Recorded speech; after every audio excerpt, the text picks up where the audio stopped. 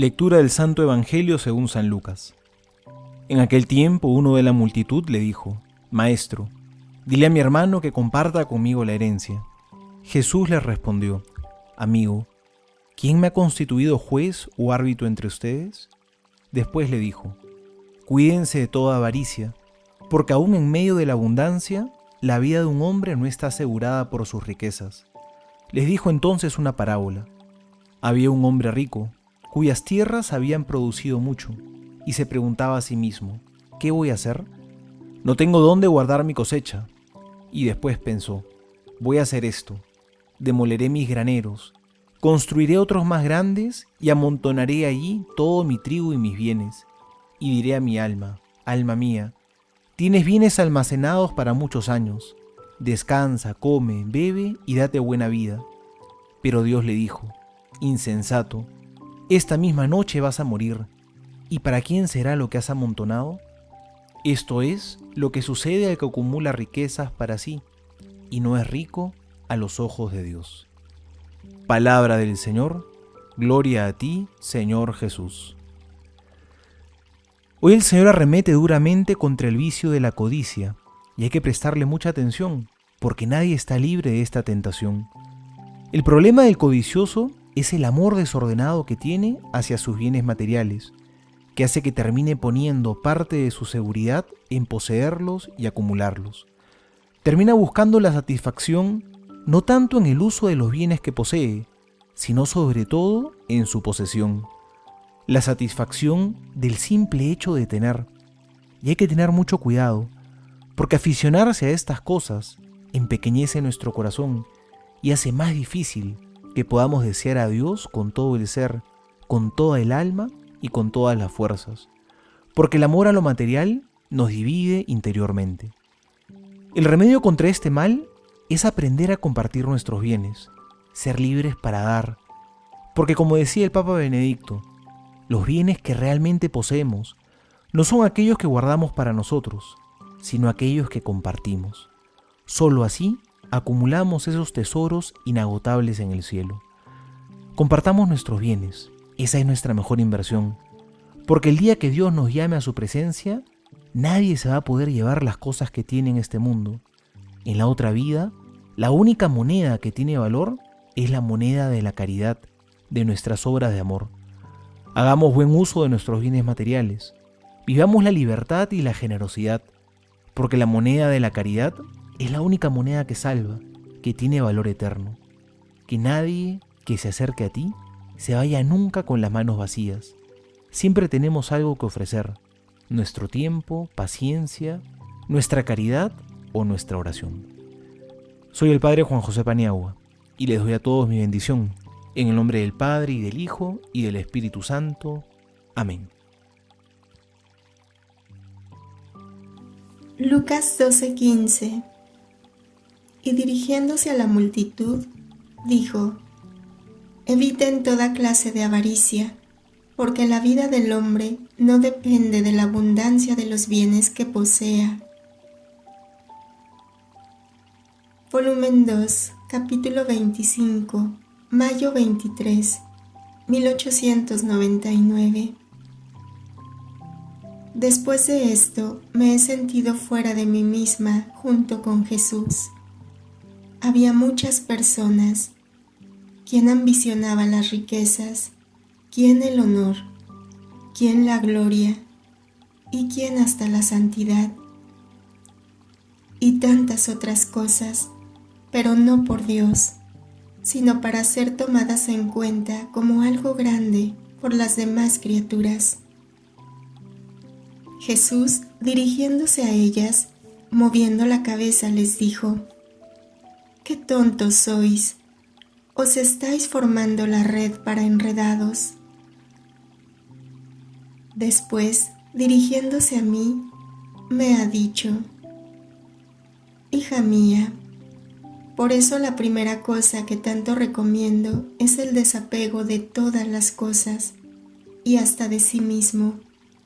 Y cuando el alma se ha desapegado de todo, no tiene necesidad de hacerse fuerza para estar lejos de todas las cosas de la tierra, que por ellas mismas se ponen a su alrededor, pero viendo que no son tomadas en cuenta, más bien despreciadas, dándole un adiós, se despiden para no darle más molestias.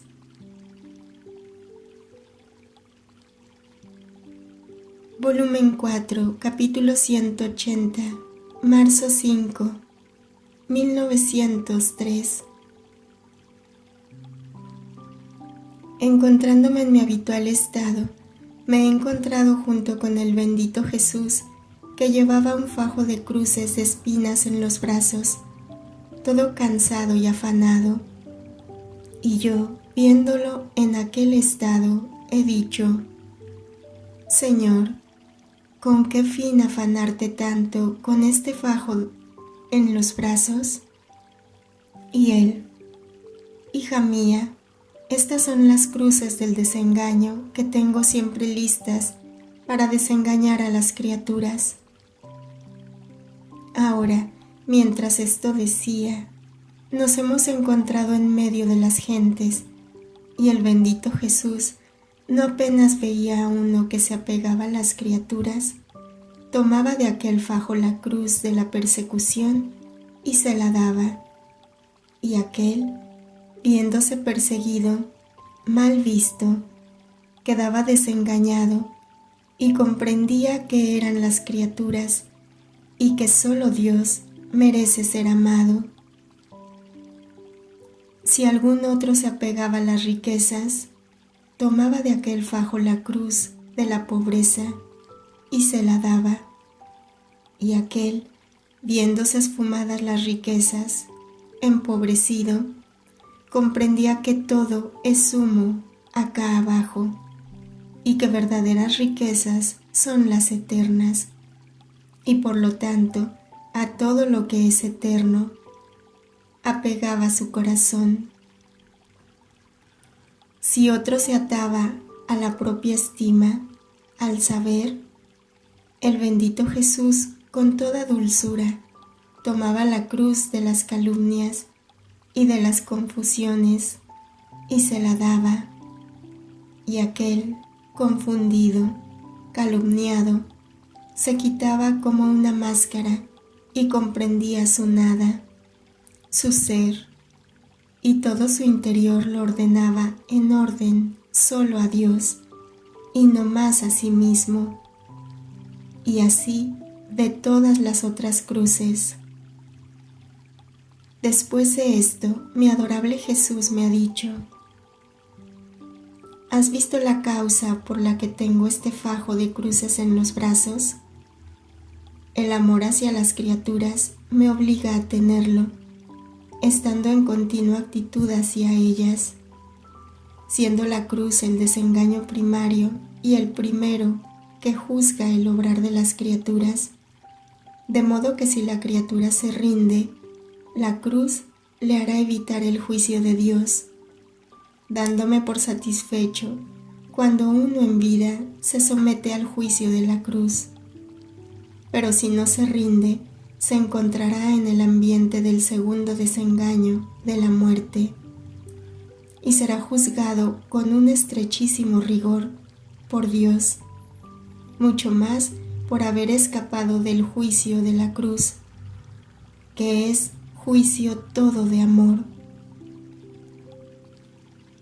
Después de esto ha desaparecido, y yo comprendía también que es verdad que Jesús ama la cruz, pero muchas veces el hombre mismo incita, provoca a Jesús a darle la cruz, porque si estuviese ordenado en orden a Dios, a sí mismo y a las criaturas, no viendo en él ningún desorden, el Señor se las quedaría y daría la paz.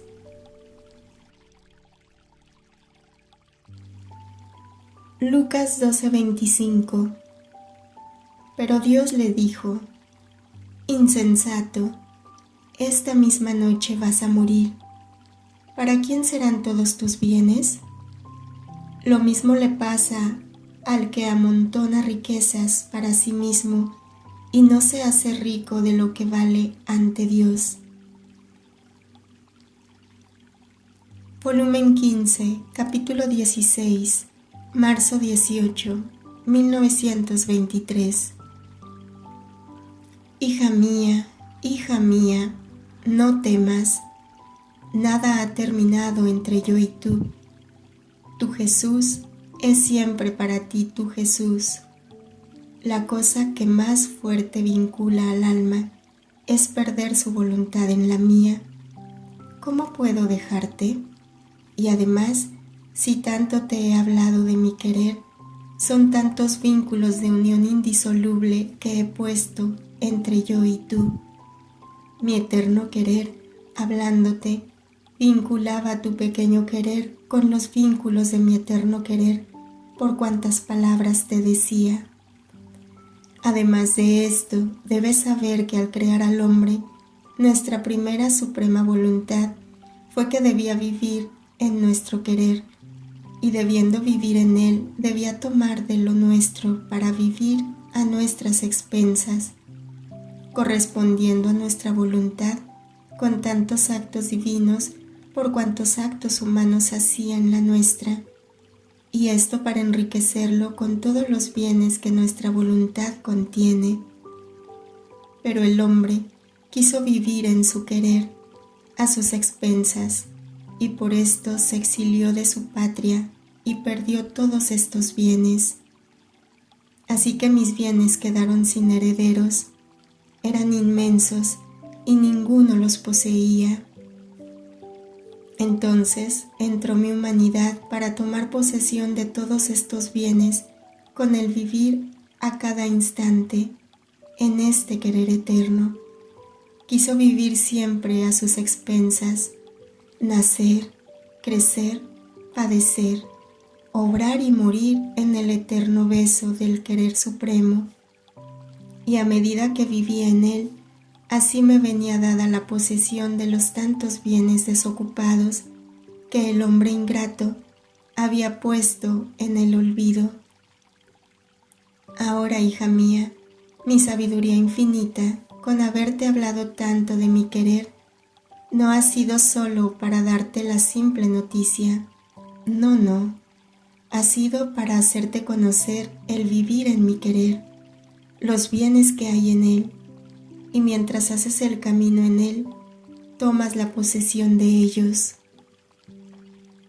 Mi humanidad hizo todo, tomó posesión de todo, no para mí solo, sino para abrir las puertas a mis demás hermanos. He esperado tantos siglos, han pasado tantas generaciones, esperaré aún, pero el hombre debe regresar a mí sobre las alas de mi querer, de donde salió. Por eso, sé tú la primera bienvenida, y mis palabras te sirvan de acicate para tomar la posesión y de cadenas que te aten tan fuerte que no te dejen salir jamás de mi voluntad.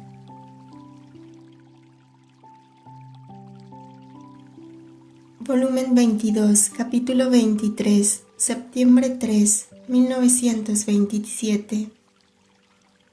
Estaba navegando en el mar de luz del fiat divino, siguiendo sus actos, y oh, cómo comprendía que todo el bien estaba en él. Y mi siempre amable Jesús, moviéndose en mi interior, me ha dicho: hija mía, hasta que la criatura no haga reinar mi divina voluntad en ella, será siempre infeliz, siempre inquieta, porque sentirá en sí, por cuán buena sea, santa, docta, rica, que le falta la plenitud de la felicidad y el mar de la paz, con los cuales por ningún lado la pueden turbar y romper su felicidad. Por eso podrá ser la felicidad a medias y dividida su paz, pero como no es eterna, la mitad que le falta tendrá el camino abierto para llevarle la infelicidad y la turbación. Mira, También en el orden natural sucede así. Uno es rico, no le falta nada, posee sus 10, 20 millones o bien millares de millones, pero conociendo que podría adquirir otro y ser más rico todavía, se siente inquieto, infeliz, y poniendo como de lado sus riquezas, es todo pies, todo obras, todo palabras, todo ojo a las otras riquezas que quisiera adquirir. Pobrecito, ¿cómo puede ser feliz, pacífico, si le falta la fuente de los bienes que le diga: repósate, todo es tuyo, y todo lo que quieres está en tu poder? Otro es rey, pero cuánta infelicidad bajo aquella corona. Temores de poder perder su reino, esperanzas y avidez por adquirir otros reinos, de dominar a costa de guerras sobre todo el mundo. Así que el poseer un reino no es otra cosa que un camino abierto para volver infeliz e inquieto al pobre rey. Un tercero es docto, pero no poseyendo todas las ciencias y sabiendo que puede poseer otras ciencias, no descansa, ni se siente feliz y pacífico. ¿Cuántas veces delante de otro más erudito que él se siente humillado y siente la infelicidad porque le falta la plenitud de la ciencia? Así sucede en el orden sobrenatural. Aquel tal es bueno, pero no siente en sí que posea la fuente de la bondad, porque siente que ante algunas circunstancias su paciencia es débil, su firmeza en el bien es intermitente, su caridad frecuentemente claudica, su oración es inconstante.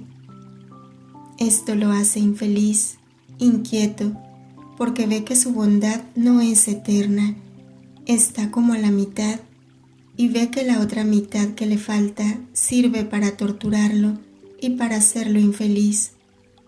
Pobrecito, ¿cómo se ve claro que le falta el reino de mi divina voluntad?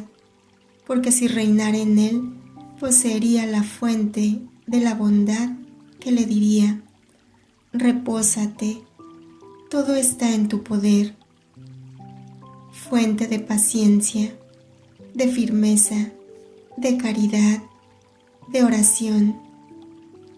Y sintiendo en sí la fuente, se sentiría extender dentro y fuera de él el mar de la felicidad y de la paz, y la infelicidad e intranquilidad no encontrarían más el camino para entrar en él.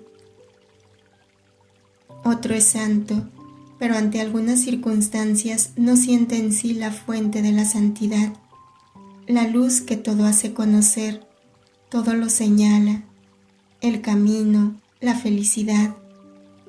El conocimiento de Dios no es pleno, el heroísmo de las virtudes vacilan en él. Entonces, con toda su santidad no es feliz ni pacífico, porque faltando el total dominio de mi fiat divino, le falta la fuente de la luz que eclipsa el germen de todos los males y lo sustituye por la fuente de la felicidad y de la paz.